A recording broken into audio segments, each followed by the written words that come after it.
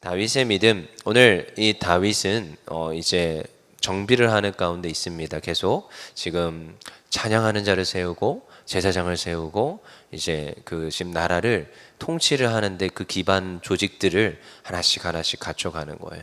여러분, 교회는 회사는 아닙니다. 그렇지요? 그렇지만 교회는 조직이 너무 중요합니다. 그래서 교회는 질서가 중요해요. 제가 이제 저도 이력서라는 거 씁니다. 그래서 어느 교회에 저의 어떠한 인적 사항을 내기도 하고 신앙 고백서를 내기도 하고 어떠한 다짐들에 대해서 이런 것도 쓰기도 하지요. 그래서 우리 율정교회 올 때도 그런 것들을 다 제출하고 들어왔어요. 특이하게 우리 율정교회는 성적표를 달라고 해서 성적표를 주고 왔는데 우리 교회의 특이점이죠. 근데 저도 다짐을 쓰는데 다짐에 제가 항상 쓰는 게 있어요. 교회는 질서 속에 있다. 그래서 특별히 하나님께서 담임 목사님을 세우시고 부교육자를 또한 뽑고 또한 재직들을 세우고 그 교회가 조직 체계 안에서 돌아갈 수 있도록 하나님께서 통치하신다. 그래서 우리는 그 조직 체계 안에서 우리는 때로는 이 하나님의 사역들을 할 수 있어야 됩니다. 어떤 분들은 교회가 회사 같아요. 나한테 일 시키지 마세요. 새가족 섬김이가 뭡니까? 그리고 갑자기 보고하라고 그러면 섬김이 보고를 해야 돼요. 그냥 제 마음에 내키는 대로 섬기겠습니다. 절대 안 그렇습니다. 교회는 절대 그런 곳이 아니에요. 체계적이고 조직적입니다. 오늘 다윗이 이 지금 나라를 세우고 나라를 한 명, 두 명씩 지금 사람들을 배치를 하면서 조직 체계를 잡아가는 걸 보면은 우리가 그것을 알 수가 있습니다. 여러분, 바울이 사역을 할 때도 그렇게 했습니다. 철저히 조직 체계 안에서 사역을 합니다. 그리고 그 사람에게 뭘 합니까? 권한을 주는 거예요. 근데 권한만 주는 게 아니라 책임도 줍니다. 여러분, 이게 사역의 원리 중에 하나인데요. 제가 이제 사역을 해 가면서 배우는 거예요. 아, 그렇구나. 이렇게 사역을 해야 되는구나. 사람을 세우고 사람에게 권한을 주고 또한 책임을 주고 하면서 그들로 하여금 일을 할 수 있도록 하는구나. 그리고 그 적재적소에 사람들을 배치하는 것. 그게 누구의 능력이에요? 리더의 능력이어야 되는 겁니다. 그래서 오늘 다윗이 그렇게 하는 거예요. 오늘 특별히 우리가 볼까요? 오늘 누구를 세워요? 우두머리와 관원들을 세웁니다.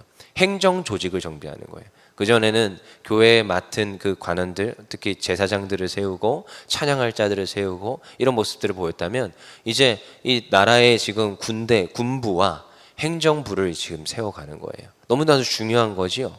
그래서 그 행정부는 나라의 기틀입니다. 그 세금 조세를 걷어야 되는 것이고 나라의 여러 가지 공사들을 처리해야 될 것이고 그것들을 할 수 있는 그 행정관원들을 뽑아내야 되는 거죠.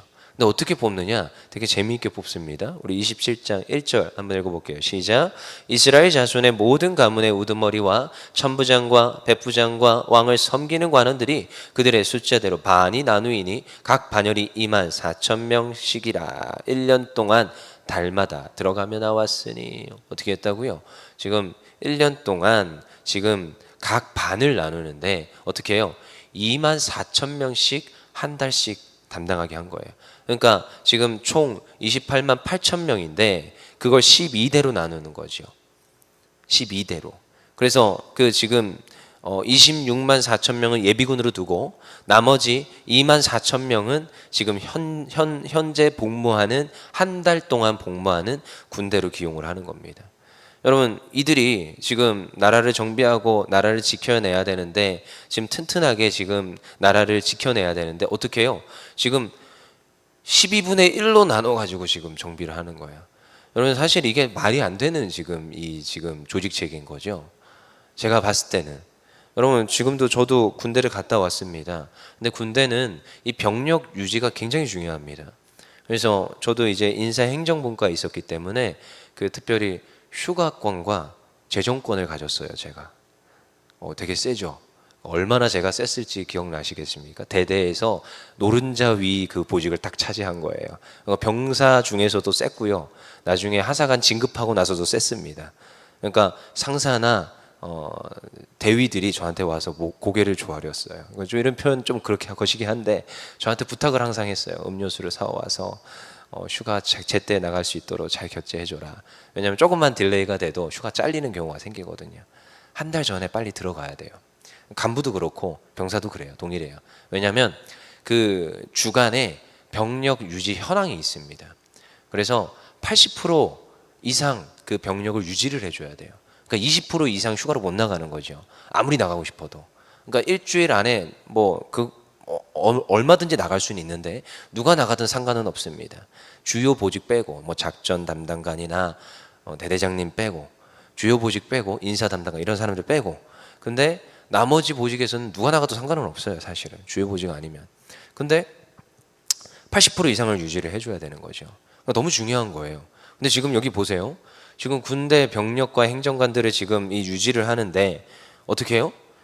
지금 12분의 1을 유지하는 거예요. 지금 이게 지금 10%도 안 되는 지금 그 정도를 지금 가지고 있다라는 거죠. 그러니까 현 지금 재직 중인 사람이 한 거의 8, 9%밖에 안 된다는 겁니다. 이게 얼마나 지금 심각한 문제예요. 제가 군대를 다녀와서 알아요. 이건 말이 안 되는 지금 병력 운영인 겁니다. 말이 안 되는 거죠. 근데 어떻게 하겠다라는 거예요. 다윗의 그 저변에 이 지금 병력을 운영하고 관원들을 운영하는 기준의 이유는요. 왜냐하면 그 사람들도 어떻게 해야 돼요? 지금 농사를 지어야 됩니다. 그 사람들도 생계를 유지해야 돼요. 그러니까 지금 뭐 해라? 너네들은 10분의 1 개념으로 12달 중에 한 달만 병역의 임무와 관원의 임무를 담당해라. 이건 겁니다. 이해가 되지 않는 거죠. 근데 다윗은 그들의 편의와 그들의 생황을 날마다 돌보았다라는 것입니다. 여러분, 우리나라 역사를 봐도 그 수많은 그 지금 왕들의 잘못된 것 중에 하나가 그런 겁니다. 병역의 임무를 과도하게 징수하는 것. 그들로 하여금 너무나도 과도한 세금을 징수하게 하는 것. 그러니까 그들도 숨통이 트이게 해줘야 되는데 그러지 못하게 할 때에 사실 밀란들이 일어났었습니다. 그리고 다윗 다음에 솔로몬의 잘못 중에도 하나가 그거예요. 너무나도 많은 징역을 하게끔 하는 거예요. 그러니까 공짜로 지금 사람을 부려먹는 거거든요. 돈을 줘야죠. 안 주는 겁니다. 왕궁을 짓고 후궁들의 지금 지내야 될 그 궁전을 짓는 거는요, 지금 돈을 안 주고 그들을 부려먹는 거죠. 그러니까 그들의 노역이, 그들의 고역이 얼마나 심했을지 성경에 잘 기록되지 않지만 심하다라는 것은 저희는 추측할 수가 있어요. 그러니까 다윗이 그러한 것들을 철폐하는 거예요. 그리고 그들로 하여금 12달에 한 달만 이 지금 나라를 위해서 병역을 하고 행정을 할 수 있도록 돌보아 주는 거죠. 근데 그렇게 해도 나라가 지금 잘 돌아가요? 잘 돌아가더라는 거예요. 잘 돌아가더라는 겁니다. 오히려 그 새가 부국하고 더욱더 다 많은 나라에서 고개 숙이고 조아리게 되어 있습니다. 근데 여러분, 이것은 말이 안 되는 처사라는 것을 여러분 알아야 돼요. 여러분, 이렇게 군병을 운영할 수가 없습니다. 이렇게 지금 나라 행정을 운영할 수가 없어요. 이에 근데 다윗의 그 기본의 저변에 깔려 있는 우리가 무엇을 볼 수 있느냐? 믿음을 볼 수 있다라는 거예요. 여러분, 다윗의 저변에는 이 지금 이 상황과 이 지금 모든 것들을 지금 조직 체계를 할 때에 그 믿음의 저변에 깔려 있다라는 것을 우리가 알아야 됩니다. 지금 나라가 쳐들어오면 이거 어느 한쪽에서 막힐 수밖에 없어요. 지금 나라 땅덩어리는 이전보다 더 많이 지금 커진 상태입니다. 막힐 수밖에 없어요. 수많은 성경학자들이 말을 하고 있어요. 6만 명을, 지금 28만 명을 다 동원을 해도 지금 될까 말까 하는 그 정도의 지금 땅덩어리인데 지금 주변을 다 지금 경계를 해야 되고 지금 더욱더 지금 치열하게 지금 내려오려고 하는 사람들을 막아야 되는 입장인데 2만 4천 명 택도 없다. 그렇게 말을 하고 있어요. 저희들이 지금 숫자 관념으로 지금 이해가 안 되지만 지금 성경학자들이 그렇게 말을 한단 말이에요. 근데 그에 대한 저변에 누구의 믿음이요? 다윗의 믿음이 있다라는 것입니다. 여러분, 어떤 일을 하고 어떤 행정 조직을 갖출 때 우리는요, 때로는 철저하게 계획하고 철저히 그것들을 현안들을 우리가 돌아봐야 됩니다. 근데 결정적일 때요, 여러분, 우리는 믿음으로 가야 돼요.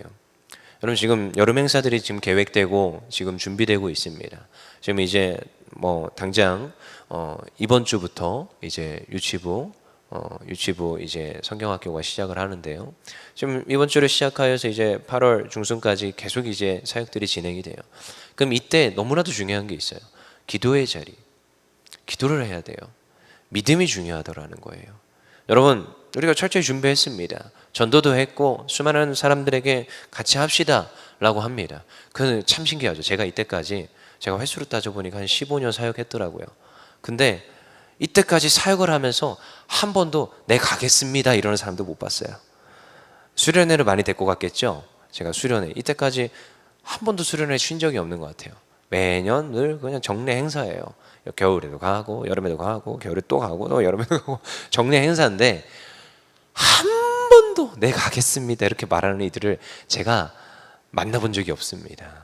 끝까지 못 가겠습니다. 고민해 볼게요. 생각해 볼게요. 안 될 것 같은데요. 이 지금 상황 속에서 사역을 펼쳐가요. 근데 그때마다 늘 동일하게 전 선생님들한테 얘기를 합니다. 못하겠다는 말을 입에 집어넣어라. 친구들에게 동일하게 얘기합니다. 안 된다는 말을 입에 집어넣어라. 기도해보자. 같이 기도해보자. 안 될 수 있습니다. 아니 진짜 제가 아무리 들어봐도 안 될 수밖에 없는 상황이에요. 선생님이 반대를 하고 교장 선생님이 발벗고 나서서 반대를 합니다. 안 되는 상황이에요. 무슨 계약하고 나서 7일 안에 현장 체험학습계를 내면 안 보내준대요. 그게 또 무슨 교내 내규로 돼 있어요. 안 된다는 거죠. 그래서 제가 된다고 했습니다. 될지어다. 하나님이 하신다. 기도해보자. 어떻게 될게요? 되는 줄 믿습니다. 되게끔 주변 사람들이 도와줘요. 발벗고 나서요. 우리 교회에도 알게 모르게 교사들이 꽤 있습니다.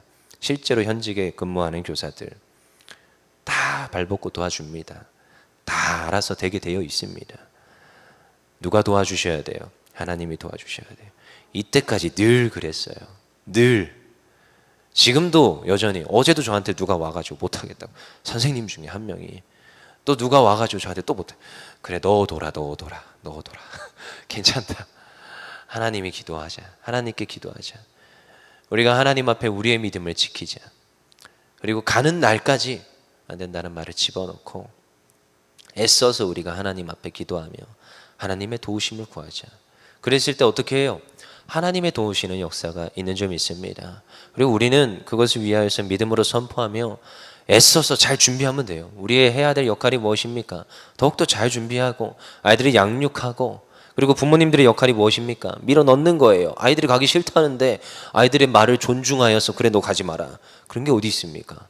밀어넣으십시오. 잘 되는 자리, 은혜의 단비가 내리는 자리 넣어보십시오. 그러면요 그 단비가요 적셔요. 그게 가랑비일지라도 조금씩 맞잖아요. 그냥 나중에는요 흠뻑 적게 되어 있습니다. 그래서 저는 부모님들한테 동일하게 얘기해 줍니다. 그냥 밀어넣어라. 언제까지 내 품 안에 자식이냐. 여러분 내 품 안의 자식 여러분 학생 때까지입니다. 딱 대학교 올라가는 순간 더 이상 컨트롤이 되지가 않습니다. 그때 밀어넣어야 돼요. 그때. 제가 청소년부 담당이라서 말하는 게 아니에요. 여기 지금 유치부 부장이 와 있어서 그런 게 아니에요. 밀어넣어야 됩니다. 그러면요 말씀으로 훈련됩니다.